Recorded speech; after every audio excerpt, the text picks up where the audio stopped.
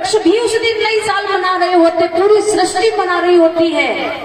वृक्षों से नए नए पत्ते निकलते हैं, नई सुंदर सुंदर पुष्प निकलते हैं वृक्षों से। पूरी सृष्टि उस दिन नई साल मना रही होती है। और हम और आप कब मनाते हैं? 1 जनवरी को। और मालूम 1 जनवरी की नई साल किसकी है? ईसाई धर्म वालों की। किसकी है? ईसाई धर्म वाले 1 जनवरी को नई साल क्यों मनाते हैं? अंग्रेजों ने ये शुरू किया। क्यों मनाते हैं? क्योंकि इसी 1 जनवरी को ही ईसा मसीह का खतना हुआ था। क्या हुआ था? तेजी से बोलो सब लोग। अब खतना एक ऐसी कुप्रथा है जिसमें गुप्तांग को काटा जाता है। आप नेट पे सर्च करके देख लेना, हम ज्यादा विस्तार नहीं कर पाएंगे। अन्य धर्मों में ऐसी ऐसी कुप्रथाएं हैं जिसको हम व्यासपीठ से बोल भी नहीं सकते। ऐसी ऐसी कुप्रथाएं उनके यहाँ चलती हैं। तो ईसा मसीह का 1 जनवरी को खतना हुआ था। वो लोग बड़े धूमधाम से त्योहार मनाते हैं। और हम सनातनी इतने मूर्ख अपनी नई साल छोड़ करके 1 जनवरी को मनाना शुरू कर दिया। और जरा अंग्रेजों की देखिए, अंग्रेजों ने कहा अगर 1 जनवरी को नई साल नहीं मनाओगे तो हम तुम्हें प्रमाणिक तौर पर मूर्ख घोषित कर देंगे। मूर्ख घोषित। तो अंग्रेजों ने क्या किया? अच्छा, वो जो फूल दिवस मनाते हो, मूर्ख दिवस, वो कितनी तारीख को मनाया जाता है? 1। तेजी से बोलिए, जरा पढ़े लिखे बच्चों को मालूम होगा। कितनी तारीख को मनाते हो? 1 अप्रैल को। 1 अप्रैल को फूल दिवस मनाया जाता है। क्यों? क्योंकि 1 अप्रैल से ही हमारे सनातन धर्म की नई साल शुरू होती है। अंग्रेजों ने कहा अगर तुम 1 अप्रैल को नई साल मनाओगे तो हम तुम्हें प्रमाणिक तौर पे मूर्ख घोषित कर देंगे। और हम सनातनी इतने बड़े मूर्ख 1 अप्रैल को मूर्ख दिवस मनाने लगे। एक दूसरे को मूर्ख बनाते 1 अप्रैल को। पढ़े लिखे बच्चे मूर्ख दिवस मनाते हैं। निवेदन कर दूं 1 अप्रैल को ये दिवस मनाना छोड़ दो। मनाना है तो अपने सनातन धर्म की नई साल मनाइए। सनातन धर्म ही विज्ञान है, विज्ञान ही सनातन धर्म है। बकाया के तो सब कपोलबाजी है, इनमें कुछ नहीं है। सनातन धर्म विज्ञान है। बोलिए गोविंद बजा करके फिर आगे चल रहे हैं। दुनिया भटक रही है बिन वेद मारी मारी, दुनिया भटक रही है बिन वेद मारी मारी। सबसे बड़ा है तीर, सबसे बड़ा है तीर, ये आत्मा हमारी। सबसे बड़ा है तीर, ये आत्मा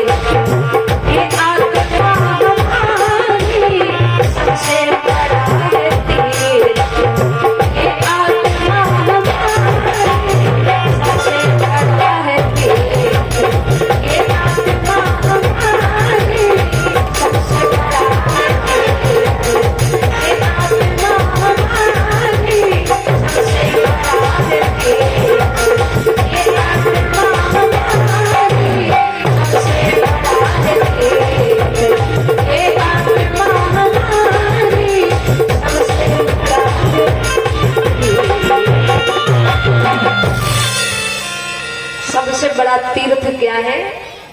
हमारी आत्मा को यदि हमने जान लिया, समझो सबसे बड़े तीर्थ यात्रा की हमने यात्रा कर ली। और ये भक्तवत्सल भगवान की। अच्छा, ध्रुव जी किसी मंदिर में जाकर के भगवान को पाए हैं क्या? अभी आपने ध्रुव चरित्र की कथा सुनी थी।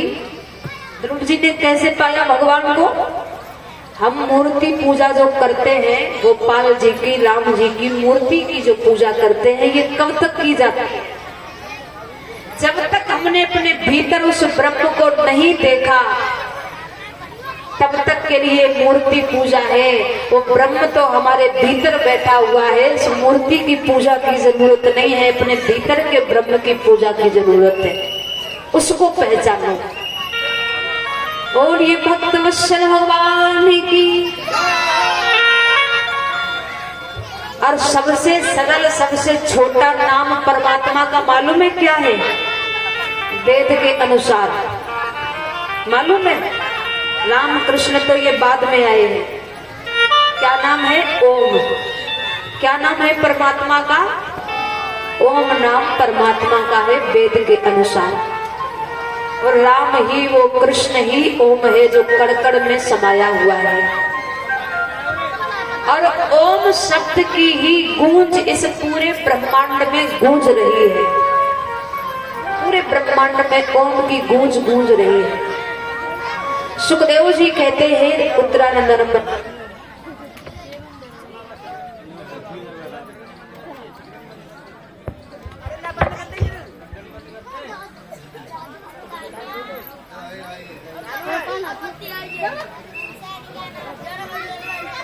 बोलिए भक्तवत्सल भगवान की।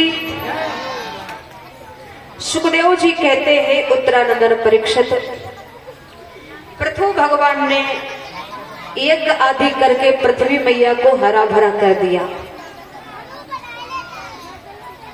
बोलिए सावण सरकार की। सुखदेव जी ने कहा है राजन, पृथु चरित्र के आगे बड़ा सुंदर वर्णन हुआ है। सुखदेव जी कहते हैं हे राजन, ध्रुव के ही वंश में एक बड़े सुंदर राजा हुए हैं। ध्रुव जी के जो पिताजी हैं उत्तानपाद, और उत्तानपाद के ही भाई है प्रियव्रत। तो प्रियव्रत जी ने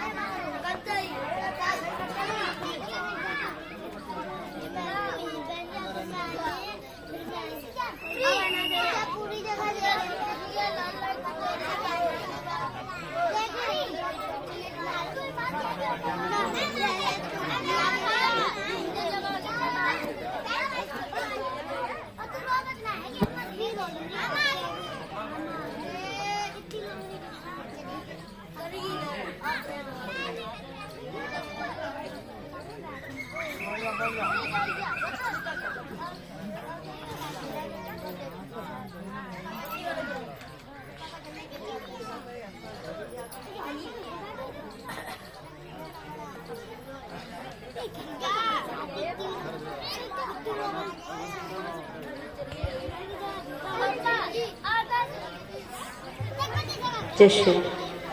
बोलिए भक्तवत्सल भगवान की, साम्र सरकार की। सुखदेव जी कहते हैं राजन, जो उत्तानपाद के भाई हैं ऋषभदेव, सॉरी प्रियव्रत, तो प्रियव्रत जी ने ये संकल्प लिया है कि जो रात्रि होती है ना, मैं इस रात्रि को नहीं होने दूंगा।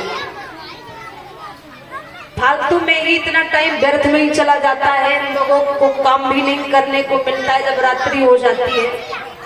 तो प्रियव्रत जी ने एक ऐसे रथ का निर्माण किया है, जब प्रियव्रत उस रथ को लेकर के चलते थे तो रात्रि में सूर्य जैसा प्रकाश हो जाता था। रात्रि नहीं होने दे रहे थे ये। इन्होंने पृथ्वी की 7 परिक्रमाएं की हैं उसी रथ के द्वारा। ब्रह्मा जी ने देखा ये तो रात्रि नहीं होने दे रहे हैं, और जब उन्होंने पृथ्वी की 7 परिक्रमाएं की हैं, उसी रथ के कारण ही 7 सागरों का निर्माण हो गया। 7 सागर बन जाते हैं रथ के कारण।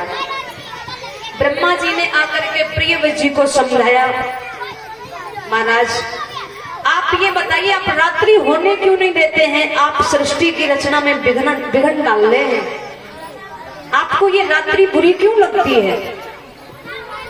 तो प्रियव्रत जी ने कहा, ये रात्रि बेकारी तो है ना, तो लोग काम धंधा कुछ कर पाते हैं, इतना टाइम व्यर्थ नहीं जाना है, कम से कम अपना काम धंधा कर लेंगे।